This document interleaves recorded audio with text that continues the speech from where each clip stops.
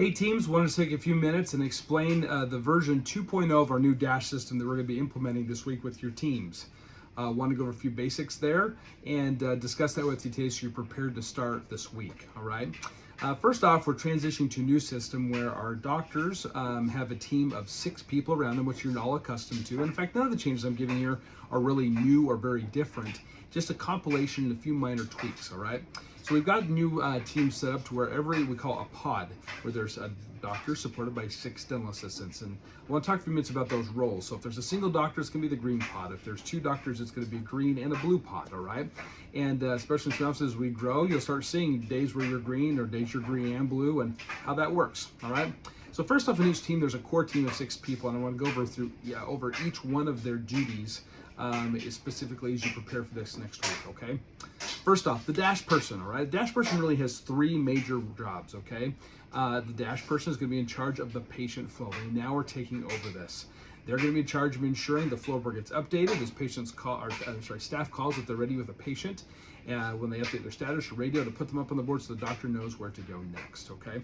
Number 2, they're in charge of sterilization, chair turnover, and turning over chairs and instruments. And that's going to be their secondary role, which they'll do constantly throughout the days they're between updating the board. Third off, they're really there to be the communication hub and really support the rest of the team. So they're kind of on their feet, they're busy and dashed around all day, making sure the team does well. They really are not assigned to a patient, and ideally they don't see any patients who are in a major pinch, okay? Secondly, the treatment assistant. The treatment assistant simply sees the patients in their column at their given time. One right after the other, okay? And that's what they do all day long. The baby assistant does exactly the same thing. They see their first patient, their second patient, their third patient, one right after another all day long, okay? Then you have Hygiene 1, Hygiene 2, which is a team, do the exact same thing. And there are assigned columns, Hygiene 1 and Hygiene 2, their chairs. They will see their families. They see if they have a family of 2, and then a family of 3, and then maybe a single of 1. And they work together for the day and together see those patients at those 2 chairs, okay? And that's how they're going to work throughout the day and help each other to accomplish that. The last person, our 6th member of the team, is the same day person. There's a few little tweaks we're making there, okay? The same day person really has one major goal first at the beginning of the day, and that's to see the patients in their same day column. Whether it be a Gatorade, whether it be a treatment that's been scheduled there, whether it be it's continuing care that's scheduled, they will, just like the other staff members, will see their patient in that column throughout the day. Now, being the same day person, they are going to have some possibly a more open schedule, which allows them to see same day treatments, which will be scheduled in there, and then they just see them in that schedule, all right? Also, if their spot is empty, then they are the glue. They're just going to jump around and help and support wherever it might be, whether it be flipping over a chair, whether it be helping with sealants, all right? Maybe they're going to grab the 3rd patient in a family of 3 and see them at the 3rd chair.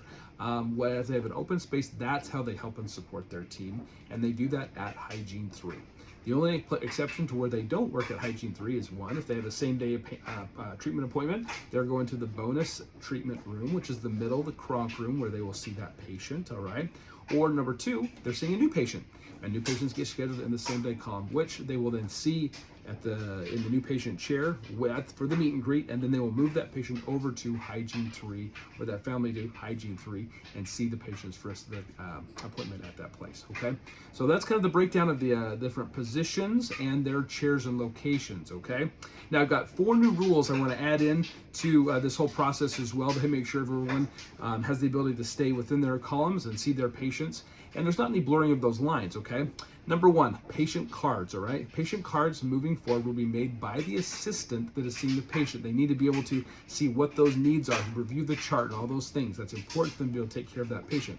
It will not be done by another assistant, by the Dash, by the manager, whatever. They will make their own cards, okay? Number 2, x-rays are the same way. They will take their own x-rays on their own patients, okay? Only exception for this is really 2 things. 1, if you're pregnant, then we'll find out, you have the Dash people to help you, or the same day person to help you be able to take those x-rays. Or if you're in Hygiene 2, you might have this other hygiene assistant to take those for you. And that is the second exception. If you are working as a family group and it makes sense for one of you to take all the x-rays and you want to start working, that's fine too. You can share the responsibility of taking x-rays between patients. But otherwise, you take your x-rays for your patients in your columns, okay? Number 3 is making sure you update your team about the status of your appointment. via radio, and making sure you're updating your patient's status as they move through their appointment, especially when it comes time for that doctor ready. When you're ready to see doctor, you click on the O so the doctor knows, the dash knows, and everyone knows how to move on in and get started, okay? Number 4 is going to be when there are no patients to be seen. If you have an empty space, empty column, what do? It's really just simple. 1, you jump on your pod list, start working on your duty or your area to make sure your area is taken care of. Then number 2, if you have finished and completed that, you then ask the manager what responsibilities, duties they desire for you to take on during your downtime, okay? And that's how we're going to see those patients. That's how we're going to stay on the schedule. Now that leads me to a final additional point, okay? The manager. What is the manager's role here, okay? In the past, our manager's really been heavily involved in the patient flow. We're pulling that way back, all right? That's going to become the dash person's responsibility now to update the status of patients as they come through. The manager now is managing people. They're making sure that our staff are staying in their lane, they're staying with their column, they're staying with their patients, staying with their duties. And that's going to be one of their primary functions, okay? In addition to that, of course, they're going to ensure that we start our clinics on time. Our goal being that we see every patient at the beginning of the morning and the afternoon clinic within 5 minutes of their arrival time, okay? So they're going to make sure we're ready to go and starting like we're supposed to, all right? They will also continue, of course, to see customer service issues, take care of financial needs, and also special scheduling such as RAD appointments or oral surgery appointments as well, all right? The last thing I want to mention is that managers will help facilitate the need for when a doctor falls behind. If you have 2 doctors in your practice at the same time and one side seems to be falling behind, the managers will help oversee and make sure that the switch that needs to take place for those to get caught back up is that a doctor simply just moves over from one pod to another temporarily to see a patient or 2 until they get caught up, okay? More to come on that system and exactly how that works, but we are going to move it so our doctors are the only people shifting between pods and teams rather than staff and or patients, okay? So that's how we're going to set up and going, and make sure to watch closely your humanity assignment. That will tell you what your position is for the day and what you'll be doing. Use the app. Use that to be able to identify that, or as you arrive in the morning, manager should have that posted for you too, so you know exactly where you're working for the day. There will be call-ins, there will be minor changes potentially from time to time for last-minute shifts. Those again, though, will be reflected in your humanity by the end of the day, and you'll be notified of anything like that first thing in the morning should they occur. All right. There we go, staff. There's our first video to get the basics down for our new version 2 of our new patient flow stash system.